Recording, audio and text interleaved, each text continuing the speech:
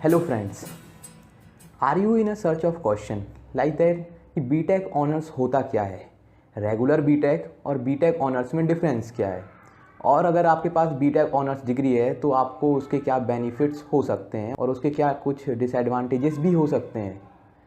So let's find this question in this video. My name is Abhishek and today we are going to discuss about BTech honours. So इस video को मैंने 4 parts में divide किया हुआ है। First part में हम डिस्कस करेंगे कि what is BTech honours. Second part में, जैसा कि इंट्रोडक्टरी वीडियो में आपको समझ में ही आ रहा होगा, सेकंड पार्ट हमारा जो रहेगा वो रहेगा difference between BTech and BTech honours. Third part में हम डिस्कस करेंगे कि क्या बेनिफिट्स हैं बीटेक ऑनर्स डिग्री के और क्या कुछ नुकसान भी हैं बीटेक ऑनर्स डिग्री के।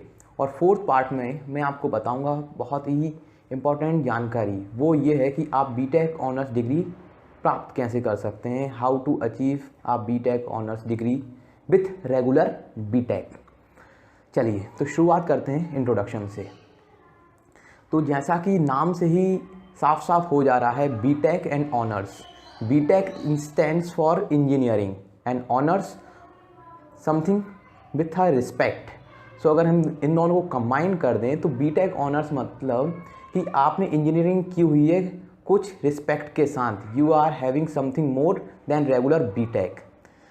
इसको अगर एक टेक्निकल नज़रिए से देखें तो बीटेक और बीटेक ऑनर्स में कुछ ज़्यादा फ़र्क नहीं है। फ़र्क सिर्फ इतना सा है कि आपने बीटेक ऑनर्स में कुछ एक्स्ट्रा कोर्सेस किए हुए हैं और वो आप कहाँ से कर सकते हैं वो इस वीडियो में हम आगे चल के डिस्कस कर लेते हैं। तो एक मैं आपको डिफरेंस देता हूँ। आप अगर बीटेक करना चाहते हैं किसी भी कॉलेज से आज की डेट में, तो आपको मिनिमम 160 क्रेडिट्स प्राप्त करने होते हैं। मीन्स अगर आप एक एग्ज़ाम एक सब्जेक्ट पास करते हैं तो आपको 5 to 4 क्रेडिट्स मिलते हैं। इस हिसाब से आपको 160 क्रेडिट्स हासिल करने होते हैं। लेकिन बीटेक ऑनर्स में आपको 160 प्लस 20 कोर्स 160 प्लस 20 क्रेडिट्स प्राप्त करने होते हैं। अब वो 20 क्रेडिट्स आप कैसे प्राप्त करते हैं वो आपका हेडेक है। तो चलिए अब नेक्स्ट आगे बढ़ते हैं और जानते हैं कि AICTE ने बीटेक ऑनर्स की क्या डेफिनेशन दी हुई है। AICTE ने वही डेफिनेशन दी हुई है जो मैंने आपको थोड़ी देर पहले बता रहा था कि आपको 20 क्रेडिट्स ज़्यादा चाहिए होंगे नॉर्मल बीटेक से। मीन्स 160 प्लस 20 टोटल 180 क्रेडिट्स आपको चाहिए होंगे।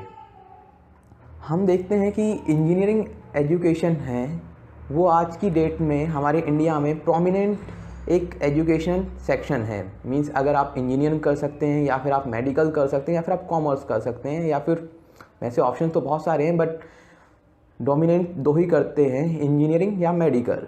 तो आप अगर इंजीनियरिंग करते हैं तो इसमें आज की डेट में ऐसे बहुत से चैलेंजेस हैं और ऐसी बहुत सारी अपॉर्चुनिटीज़ भी हैं जो टेक्नोलॉजी के बदलने के साथ आ रही हैं। अब जो टेक्नोलॉजी का एडवांसमेंट है वो इतनी तेज़ी से आगे बढ़ रहा है कि जो हमारे एकेडमिक्स हैं वो बहुत पीछे रह जाते हैं। हमको जो पढ़ाया जाता है उसका लेवल जो आज की डेट में इंडस्ट्री में यूज़ होता है उससे बहुत बहुत बहुत ज़्यादा नीचे जा रहा है। इसी का सल्यूशन क्या है? इसका सल्यूशन ये है कि या तो आप बहुत ही प्रीमियर इंस्टीट्यूट्स में हों जस्ट लाइक IITs और NITs, बट अगर आप नहीं हैं तो क्या? इसी के लिए गवर्नमेंट ऑफ इंडिया ने अपना एक इनिशिएटिव लिया हुआ है। वो क्या है? स्वयं पोर्टल। आप स्वयं पोर्टल पर रजिस्ट्रेशन करके सिंपली वीडियो लेक्चर्स देख कर नंबर ऑफ़ क्रेडिट्स हासिल कर सकते हैं, वो भी IITs के प्रोफेसर के साथ। IITs के प्रोफेसर्स के आप वीडियो लेक्चर्स दीजिए, उनके असाइनमेंट सॉल्व कीजिए, लास्ट में एक एग्ज़ाम दीजिए। अगर आप उसको फाइट कर लेते हैं और उसमें आप अच्छा करते हैं और उसको पास कर लेते हैं with minimum 40%, then you will get a certificate. और उस सर्टिफिकेट को आप अपने कॉलेज में दिखा सकते हैं और वहाँ से आपके जो 3 to 4 क्रेडिट्स ऐड होते हैं वो आप ऐड करा सकते हैं। तो अब वीडियो के नेक्स्ट पार्ट में बढ़ते हैं कि एक डिफरेंस क्या है बीटेक और बीटेक ऑनर्स में। पॉइंट वाइज इसको समझ लेते हैं जल्दी से। अगर हम बात करें बीटेक की तो पहले ही बता चुका हूँ, BTech equals to 160 credit and BTech honours equals to 180 credit. Point number 2, BTech model जो है वो SEM मॉडल है, means science engineering and mathematics model है, और बीटेक ऑनर्स मॉडल है वो स्टीम मॉडल है, means science, technology, engineering, arts and modelling and mathematics, ये स्टीम मॉडल पे बेस करता है। नंबर 3 पॉइंट क्या है, अगर आप बीटेक करते हैं तो आपको क्लास में जाके पढ़ाई करनी पड़ेगी, आपको वहाँ जाके अटेंडेंस देनी पड़ेगी, जब ही आप अपने एग्ज़ाम में बैठ सकते हैं। लेकिन क्या बीटेक ऑनर्स में ऐसा है? जी हाँ, बिल्कुल है। सिर्फ आपको कुछ कोर्सेज़ में ही आपको ऐसा रियायत मिलती है कि आप अपने घर बैठकर कोर्सेज़ कर सकें, वरना जो आपका नॉर्मल बीटेक है वो तो आपको करना ही करना पड़ेगा। उसके साथ में अगर आप कुछ कोर्सेज़ करते हैं तब जाकर आपको एक बीटेक ऑनर्स डिग्री मिल सकती है। बट इसको अपन इस हिसाब से कह सकते हैं कि ये जो बीटेक ऑनर्स है, जो डिग्री है, वो स्टूडेंट सेंट्रिक एजुकेशनल सिस्टम पे बेस्ड है। और नंबर 4 बात कर लें तो बीटेक ऑनर्स है वो आपको सेल्फ लर्निंग के बारे में आपको ज़्यादा मोटिवेट करता है। अब बात कर लेते हैं बीटेक और बीटेक ऑनर्स की, तो हमने बहुत बात कर ली। अब बात करते हैं कि भाई करें तो करें क्यों, बीटेक ऑनर्स आखिर करें तो करें क्यों। अब क्या है, अगर आपके पास, देखिए कोर्सेज़ की कमी नहीं है, आप कहीं से भी कोर्सेज़ कर सकते हैं, बट अगर आप वह कोर्सेज़ करते हैं जिसके साथ साथ अगर आप वो कोर्सेज़ करते हैं जिनको करने से आपको अपनी मार्कशीट में भी कुछ हासिल हो, अगर वहाँ पे भी आपको लिखा है कि हाँ आपने ये कोर्स किया हुआ है, मीन जस्ट लाइक आपने कहीं से किसी IIT मद्रास से आपने एक स्पेशलाइजेशन कोर्स किया हुआ है इंजीनियरिंग मैकेनिक्स के ऊपर, तो आपकी डिग्री में लिखा हुआ आएगा, तो that will be a very good point in your degree. You are expose to current scenario of the world. आप जो है जो टेक्नोलॉजीज़ में एनहांसमेंट हो रहा है और जो टेक्नोलॉजीज़ में एडवांसमेंट हो रहा है, उससे आप पूरा लाइन टू लाइन चल रहे हैं, मींस जो इंडस्ट्री में काम हो रहा है उसी पे आप चल रहे हैं।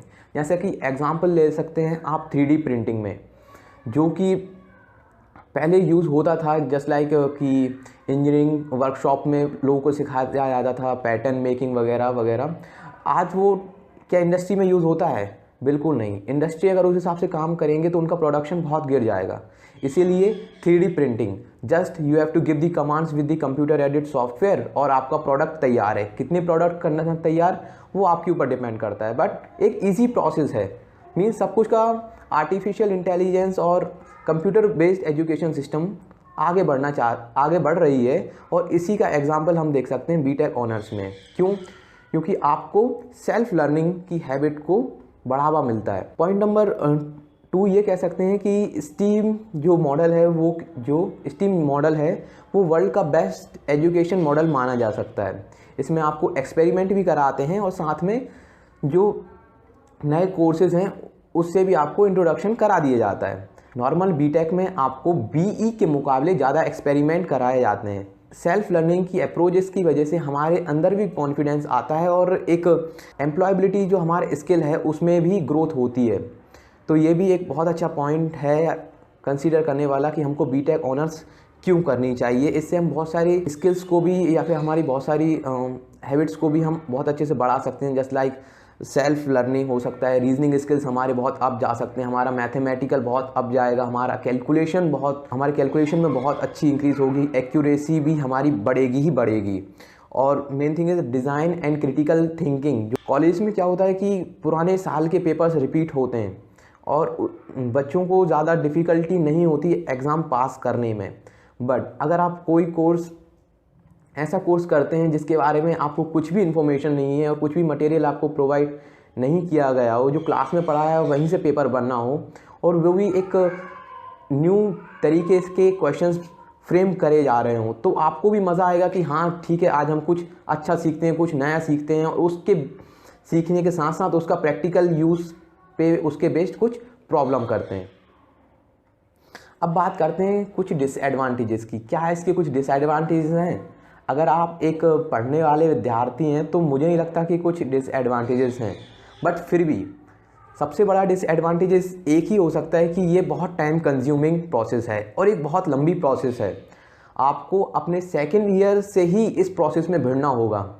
आपको अपने सेकेंड ईयर से ही कम से कम 2 कोर्सेज करने होंगे, जब जाके आप बीटेक ऑनर्स की जो डिग्री है वो हासिल कर सकते हैं। और ये थोड़ा सा डिफ़िकल्ट पड़ता है लोगों को। मेरे भी दोस्त कर रहे हैं, मैं भी कर रहा हूँ कोशिश, but yes I can only say that it is quite difficult. And second number thing is that is it expensive, क्या ये थोड़ा सा महंगा है?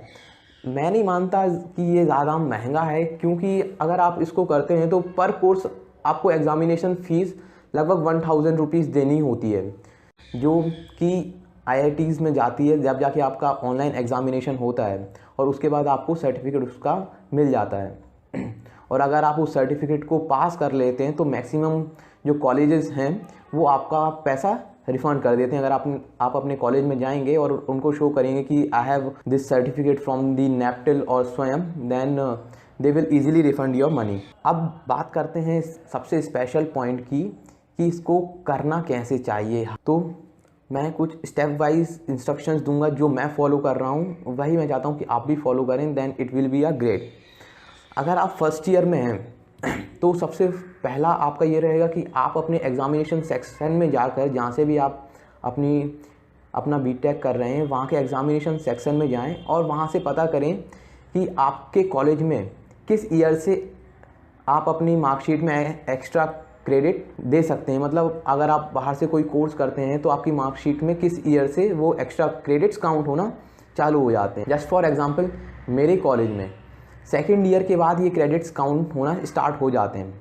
जैसे कि आप सेकेंड ईयर में हैं और आपने थर्ड सेमेस्टर में 2 कोर्सेज़ कर लिए, फोर्थ सेमेस्टर में 2 कोर्सेज़ कर लिए। अगर आप 12 वीक के कोर्सेज़ करते हैं तो आपको 12 क्रेडिट्स मिल जाएंगे। मीन्स अगर आप 12 क्रेडिट्स हासिल कर लें सेकेंड ईयर में और 12 क्रेडिट्स हासिल कर लें थर्ड ईयर में, तो आपको फोर्थ ईयर में एक्स्ट्रा कोर्सेज़ करने की कोई ज़रूरत नहीं पड़ेगी, क्योंकि आपका टोटल नंबर ऑफ़ जो काउंट्स हैं एक्स्ट्रा क्रेडिट्स का वो 22 के पार चला जाएगा। तो मिनिमम आपको 22 रखना है और ज़्यादा से ज़्यादा कितने भी कोर्सेज़ कर सकते हैं वो आपकी मर्ज़ी है।